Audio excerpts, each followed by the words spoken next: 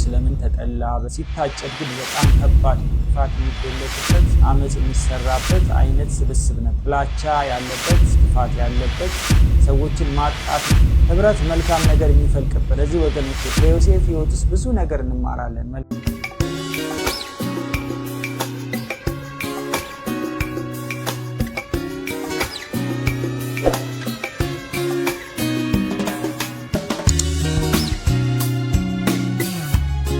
ተመልካቾቻችን ይህ በምልአት የወንጌል አገልግሎት እየተዘጋጀ የሚቀርብላችሁ ሳምንታዊ እግዚአብሔርን ቃል የምንሰማበት ጊዜ ነው። ዛሬ እግዚአብሔርን ቃል የምንሰማው ከዘፍጥረት ምዕራፍ 37 ከቁጥር 1 እስከ 10 ባለው ክፍል ላይ ነው እና ይሄ ታሪክ ያው በዮሴፍ ላይ የሚያጠነጥን ታሪክ ነው። ዮሴፍ በወንድሞቹ ስለምን ተጠላ በሚል ሐሳብ ነው ዛሬ ለማየት የምንሞክረው። የመጀመሪያው ሐሳብ ስንመለከተው የክፋታቸውን ወሬ ለአባታቸው ለያዕቆብ ይነግር ስለነበረ በወንድሞቹ ይጠላ ነበር። የያዕቆብ ልጆች የነበራቸውን ስብስብና ህብረት ስንመለከት መልካም የሚባል ህብረት አልነበረም። ክፋት የሚዶለትበት አመጽ የሚሰራበት አይነት ስብስብ ነበር። ጥላቻ ያለበት፣ ክፋት ያለበት፣ ሰዎችን ማጥቃት ያለበት አይነት ህብረት ነበር። በአንጻሩ ዮሴፍ ውሎ ምንም እንኳን ከነሱ ጋር ቢሆንም አንዳንድ ጊዜ ግን የክፋታቸው ወሬ በጣም የሚያስደስተው አይነት ልጅ አልነበረም። በእድሜ ስንመለከተው ዮሴፍ ከወንድሞቹ ይልቅ በጣም ልጅ ነበር። ብዙ የእድሜ ጋፕ የእድሜ ርቀት እንደነበራቸው እናያለን ከታሪኩ ስናጠና። ይሁን እንጂ ዮሴፍ እንደዚህ አይነት የክፋትን ስራ ለመስራት ልቡ ግን ዝግጁ አልነበረም።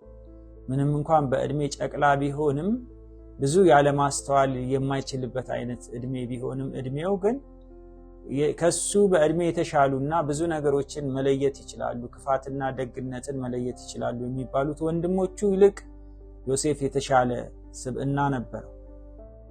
ዛሬ ህብረት የምናደርገው ከማን ጋር ነው? በህብረታችን መካከልስ ምን እየተንሸራሸረ ነው ለሚለው ነገር መልስ መስጠት መቻል አለብን። ለመተናነጽ ነው ወይ የምናደርገው በህብረታችን መካከል? ህብረት መልካም ነገር የሚፈልቅበት ነው ወይስ ክፋት የሚደረግበት ነው የሚለውን በደንብ ማየት ያለብን ይመስለኛል። ሆኖም ያው ክፋታቸውን ወሬ ለአባቱ መንገሩ ከክፋታቸው ይመለሱ ይሆናል በሚልም ስሜት ሊሆን ይችላል ዮሴፍ የሚናገር። እነሱን ለማስጠቃት እነሱን ለማሳጣት ሳይሆን ምናልባት ከክፋታቸው እንዲመለሱ፣ እንዲታረሙ፣ እንዲገሰጹ ስለ ወንድሞቹ አስቦ ሊሆን ይችላል የሚናገረው። ግን ዮሴፍን በቀና መንገድ አልተረዱትም። ከዚያ ይልቅ ከአባትየው ጋር ጥብቅ ትስስር ያለውና በአባቱ ልዩ ስፍራ የተሰጠው ስለዚህ ደግሞ እኛን የሚያሳጣን አይነት ነው ብለው ሳያስቡ አልቀሩ። ምክንያቱም በዮሴፍ ላይ የኋላ ላይ የወሰዱትን እርምጃ ስንመለከት ለዮሴፍ በጎ ሕሊና የነበራቸው አልነበሩ። ክፋት ስንዘራው ቀላል መስሎ ሊታየን ይችላል። ሲታጨድ ግን በጣም ከባድ ነው። ክፋት እንደምናስበው አይደለም። ክፋት ብዙ ዋጋ ያስከፍላል። ብዙ መከራ በህይወታችን ላይ ሊያስከትል ይችላል። ስለዚህ ስለምናደርገው ነገር ጥንቃቄ ልናደርግ ይገባናል። በጎም ነገር ሆነ ክፋትን ስናደርግ ከበጎ ነገር በጎ ነገር እናጭዳለን፣ ከክፋት ደግሞ ያው ክፋትን እናጭዳለን። አንድ ነገር ደግሞ ሲዘራ ትንሽ ሊሆን ይችላል፣ ሲታጨድ በጣም ብዙ ነው የሚሆነው። የዛን ያህል ህመሙም የዛን ያህል ነው የሚሆነው ማለት ነው። ሁለተኛ የምንመለከተው ዮሴፍ ከወንድሞቹ ይልቅ በአባቱ ተወዳጅ ስለነበረ በወንድሞቹ ይጠሉት ነበር። ዮሴፍ ከአባቱ ይልቅ ምንድን ነበር? ዮሴፍ ከወንድሞቹ ይልቅ ተወዳጅ ነበር። ስለዚህ በአባቱ ተወዳጅ ስለነበረ ወንድሞቹ ደግሞ ያው ለሱ ጥሩ ስሜት አልነበራቸውም፣ ይጠሉት እንደነበረ ነው የምንመለከተው። በእርግጥ ዮሴፍ ለመወደድ ያበቃው ከወንድሞቹ ይልቅ የነበረው መልካም ባህሪ ሳይሆን አልቀረም። ዮሴፍ መልካም ባህሪ የነበረው ልጅ ነው። ክፋት የማይፈልግ በአመጽ የማይተባበር አይነት ባህሪ የነበረው ልጅ ነው። ሌላው ደግሞ እዛው ጋር የምናየው ነገር በብዙ ቆይታው ከሚወዳት ከሚስቱ ከራሔል የተወለደ ልጅም መሆኑ በራሱ አንድ ለመወደዱ ምክንያት ሆኖም ሊሆን ይችላል። በእርግጥ በልጆቻችን መካከል የባህሪ ልዩነት መኖሩ የማይቀር ነው። ግን ስለ ባህሪያቸው ብለን በልጆቻችን መካከል በመውደድና በመጥላት ስሜት ክፍፍል መፍጠር መቻል የለብንም። አንዳንድ ጊዜ እውነት ነው የሁሉም ልጆቻችን ባህሪ አንድ አይነት ላይሆን ይችላል። በባህሪያቸው የሚያስቸግሩን ወይም ደግሞ መጥፎ ነገር የምናይባቸው ልጆች ሊኖሩን ይችላሉ። የምናቀናበትን መንገድ እንፈልጋለን እንጂ ያው በልጆቻችን ላይ መጥፎ የሆነ የአይምሮ አሻራ እንዲጣል የሚያደርግ ነገር ማድረግ የለብንም። ምክንያቱም የምናቀርበው ልጅ እኛ እንደሚወደን እና ጥሩ ስነ ልቦና ኖሮት እንደሚያድግ ሁሉ ደግሞ የምንጠላቸው ወይም የምንገፋቸው ልጆች ደግሞ በእነሱም ህይወት ውስጥ መጥፎ የሆነ የስነ ልቦና ጠባሳ ትተልናልፍ ስለምንችል ጥንቃቄ ማድረጉ የተሻለ ነው። በእርግጥ እዚህ ጋር እግዚአብሔርም ሞገስ ስለሰጠውም ደግሞ ሊሆን ይችላል። ዮሴፍ ለመወደዱ ምክንያት የሆነው እግዚአብሔር የራሱ ዓላማ ስለነበረው በዚህ ዓላማው መሰረት ደግሞ እግዚአብሔር ካየው ነገር የተነሳ በአባቱ እንዲወደድ ሞገስ እንዲያገኝ እግዚአብሔር አድርጎም ሊሆን ይችላል። ለማንኛውም ግን በዮሴፍና በወንድሞቹ መካከል ልዩነት ነበረ። የዮሴፍ ህይወት የነሱን ህይወት ሳይኮንን አልቀረም። ዮሴፍ ደግሞ በእነሱ ስራና ድርጊት የሚጸየፍ አይነት ሰው መሆኑ ደግሞ ልዩ ያደርገው ነበር እና የተሻለም ባህሪ እንደነበረው እንመለከታለን። ሶስተኛ የምናየው ነገር በሽምግልና የወለደው ልጁ ስለሆነ አብዝቶ ይወደው ነው። ምክንያቱም ከሚወዳት ሚስቱ ከራሔል የተወለደ ብዙ ዘመን ጠብቆ የሚያገኘው ልጁ ነው። ራሔል ሊያ ከወለደች ከብዙ ጊዜ በኋላ ነው ዮሴፍን ለመጀመሪያ ጊዜ ወለደችው። ማዕፀኗ ተዘግቷል ተብሎ በሚታሰብበት ሰዓት፣ ብዙ ኮምፕሌን በነበረባት ሰዓት፣ በእህቷ ትቀናባት በነበረበት ሰዓት፣ ባሪያዋን እንኳን በግድ ከእሷ ጋር ተኛ ብላ እስከ ማስገደድ ድረስ ቅናቷን ልትገልጥ በፈለገችበት ሰዓት ነበር ዮሴፍ ወደዚች ምድር የመጣው። ብዙ ጠብቆ ብዙ አምጦ ብዙ ጸልዮ ራሔልም ብዙ አምጣ ያገኘችው ልጅ በመሆኑ ያው አባትየው በሽምግልናው ስለተወለደ በጣም ይወደው ነበር። ቅርርባቸው የዛን ያህል ነበር። ከጉያው የሚጠፋ ልጅ አልነበረም ዮሴፍ። ከአባቱ ጋር የቅርብ ትስስር ነበራቸው። ራሔል ካለፈች በኋላ ያዕቆብና ዮሴፍ የነበራቸው ግንኙነት ጥብቅ ስለነበር ያም በራሱ በእነሱ መካከል የነበረውን ፍቅር ሳይጨምረው አልቀረም። ያዕቆብ ለዮሴፍ የገዛለት ባለ ብዙ ህብር ቀሚስም በጣም ታምርበት ስለነበረ ያው ልጆቹም ደግሞ በዛው መጠን ያም ጥላቻን ሳያስከትል አልቀረም። ምክንያቱም ዮሴፍ በእነሱ መካከል በዘመኑ ዘንጦ ይሄድ የነበረ ሲሆን ምናልባት እነሱ ደግሞ ያ ነገር ለነሱም ስላልተደረገ ሌላ ስሜት አሳድሮ ሊሆን ይችላል እና ያዕቆብ የሁሉንም ልጆች ፍላጎት የማሟላት ችግር የነበረበት አይመስልም። ምክንያቱም ባለ ብዙ በግ ባለ ብዙ ንብረት የነበረ ሰው ነው። ሆኖም ግን ለዮሴፍ ባለ ብዙ ህብር ቀሚስ ወይም ደግሞ በዘመኑ ሱሪ ወይም ቁምጣ ልንለው እንችላለን እና ያደረገለት ነገር በወንድሞቹ መካከል ያው ሌላ ጀለሲ ወይም ደግሞ ቅናት፣ ምቀኝነት አይነት ስሜት ሲፈጠር እንመለከታለን። ስለዚህም በራሱ ያው የራሱ አስተዋጽኦ ሳያደርግ አይቀርም። ስለዚህ በልጆቻችን መካከል የአንደኛውን ስሜት የሚጎዳ የሌላኛውን ስሜት ደግሞ ከፍ የሚያደርግ አይነት ነገር ባናደርግ ጥሩ ነው። ከስጦታም አንጻር ማለት ነው። ከዮሴፍ እና ከቤተሰቡ ህይወት የምንማረው ነገር አንዱም ይሄ ነው። ይሁን እንጂ በዮሴፍ ህይወት ውስጥ ወንድሞቹ ያደረሱበት መገፋት ወይም ደግሞ መልካም ያልሆነ ነገር ዮሴፍን ወደ ከፍታ እንዲያመጣው አንድ ምክንያት ሳይሆን አልቀረም።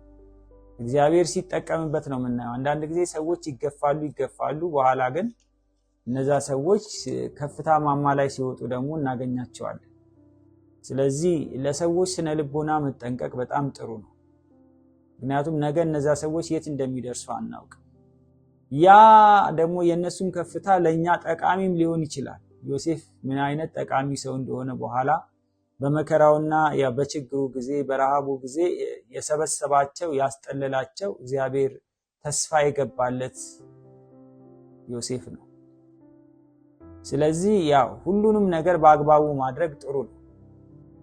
በልጆች መካከል ልዩነት እንዳይፈጠር ማድረግ ጥሩ ነው። በዮሴፍ የመገፋት ህይወት ውስጥ ገፊዎቹ ባደረሱበት ነገር ያው ዮሴፍን የሚያስመርር ቢሆንም የኋላ ግን ለነሱም የሚጠቅም ነገር እንደሆነ እናያለን። ስለዚህ ብዙ ጊዜ ሰዎችን የምንገፋ ባንሆን ጥሩ። መገፋት ምንም አይደለም፣ በሰዎች መጠላት ምንም አይደለም። ምክንያቱም እኛ አይደለንም ድርጊቱን የምንፈጽም። ማንም ሰው ለሚያደርገውና ለሚሰራው ነገር ራሱ ኃላፊነቱ ስለሚወስድ ከሚሰራው ነገር ወይም ደግሞ ከሚዘራው ነገር የሚያጭደውም ነገር ስላለ በጎነት በበጎነት እንደሚታጨድ ሁሉ ደግሞ ክፋትን በክፋት ስለሚታጨድ በተቻለ መጠን ክፋት ላለማድረግ፣ ሰዎችን ላለመግፋት፣ በሰዎች ላይ ሌላ አይነት የክፋት ድርጊት በማድረግ ለራሳችን ሌላ የምናጭደውን ነገር እንዳናቆይ ጥንቃቄ ማድረጉ በጣም ተገቢ ነው። ሌላው አራተኛ የምናየው ነገር ዮሴፍ ያየው ህልም መናገሩ የወንድሞቹን ጥላቻ አባብሶበታል። መጀመሪያም ጠልተውታል፣ ጥሩ ስሜት የላቸውም። ከዛ ውጪ ደግሞ ህልም አየው ብሎ ነገራቸው። ስለዚህ ይህንን ህልም ከነገራቸው ጊዜ ጀምሮ ያ ባለ ህልም መጣ የሚል ቅጥያ ስም በማውጣት ጥላቻቸውን በጣም ሲገልጡ ነው የምንመለከተው። ዮሴፍ ህልሙን መናገሩ ቀና ልቦና ስለነበረው ነው ብሎ መውሰድ ይቻላል። ህልሙ ወንድሞቹን ተገዢ ዮሴፍን ደግሞ ገዢ ስለሚያደርግ ምናልባት ይህም ደግሞ ሌላ ስሜት ሳይፈጥር አልቀረም። ህልሙ ዝም ብሎ ህልም አልነበረም። ዮሴፍን ከፍ የሚያደርገው ከፊት ለፊቱ ያለውን በረከት፣ ከፊት ለፊቱ ያለውን ከፍታ የሚያሳይ እንደመሆኑ በዛው መጠን ደግሞ ወንድሞቹ ለሱ እንደሚሰግዱለት እንደሚገዙለት ሲታሰብ በእነሱ ስሜት ውስጥ ሊፈጥረው የሚችለው ነገር ከባድ ነው። እንደሚታየው ዮሴፍ በእነሱና በዮሴፍ መካከል ትልቅ የእድሜ ጋፕ እና ልዩነት እንዳለ እንመለከታለን እና ይሄ ህፃን ልጅ እኛን ሊገዛን ወይ የሚልም ስሜት ሊፈጥር ይችላል በራሱ። ይሄ ተፈጥሯዊም ነው። ስለዚህ ዮሴፍ ህልሙን መናገሩ ያው የራሱ ዋጋም ሲያስከፍለው እንመለከታለን። ሆኖም እግዚአብሔር እነሱን ለማዳን ሊጠቀምበት እንደሚችል በወንድሞቹ መካከል ያሰበ ሰው አልነበረም። በአንድ በኩል ዮሴፍ መናገሩ ቅንነቱን ቢያሳይም እነሱ ደግሞ ቆም ብለው ምናልባት እግዚአብሔር እኮ በዮሴፍ ተጠቅሞ ደግሞ እኛንም ሊጎበኝ ይችላል፣ ስለዚህ በወንድማችን ከፍታ ልንቀና አይገባም የሚል አይነት ስሜት ሲኖራቸው አንመለከትም። ማንም ሰው ያው ተወዳጅ መሆን ይፈልጋል። ይህን ተፈጥሯዊ ነው። ስለዚህ በአባቱ መወደዱ ያው አንድ ነገር ነው፣ ግን በእነሱ ስሜት ውስጥ ደግሞ የፈጠረው ነገር አለ። እሱ ያው ተወዳጅ ለመሆን አስቦ ላይሆን ይችላል። ያው ከአባቱ ጋር ከነበረው ቅርርብ የተነሳ ከነበረው ህብረት የተነሳ በአባቱ እየተወደደ እንደመጣ እንመለከታለን። ብዙ ፋክተሮች አሉት ዮሴፍ ለመወደዱ። ባህሪውም ራሱን የቻለ ነገር ነው እና በዚህ ሁሉ ውስጥ ግን ወንድሞቹ ግን ያው ጥሩ ስሜት ሲፈጥርባቸው አይደለም እንመለከተው። አንዳንዴ በባህሪያችን፣ አንዳንዴ ከሰዎች ጋር ባለን ተግባቦት፣ አንዳንዴ በሙያችን ልህቀት ምክንያት ተወዳጅነትን ልናተርፍ እንችላለን። አንዳንድ ሰዎች ሙያቸው ለህዝብ የሚተርፍ ስለሆነ ያ ሙያ ሊያስወድዳቸው ይችላል። አንዳንድ ሰዎች ደግሞ በተፈጥሯቸው ከሰው ጋር የመግባባት ችሎታቸው ከፍ ያለ ስለሆነ በመግባባታቸው ምክንያት ተወዳጅ የሚሆኑበት ጊዜ እንዳለ እንመለከታለን። ደግሞ መልካምና አመለሸጋ የሚባል ባህሪም ያላቸው ሰዎች በሰዎች ዘንድ መወደዳቸው አይቀርም። መቼም ሰው መልካሙን ነገር ነው የሚፈልገው እና ስኬትም አንዳንድ ጊዜ ሊያስወድድ ይችላል። በሰዎች ስኬት የሚደሰቱ ሰዎች ቀና ልቦና ያላቸው ናቸው። አያችሁ፣ ዮሴፍ በሚደርስበት ስኬት እነሱ ቀና ልቦና ቢኖራቸው ኖሮ በተደሰቱ ነበር። ግን ሲደሰቱ አይደለም እንመለከት።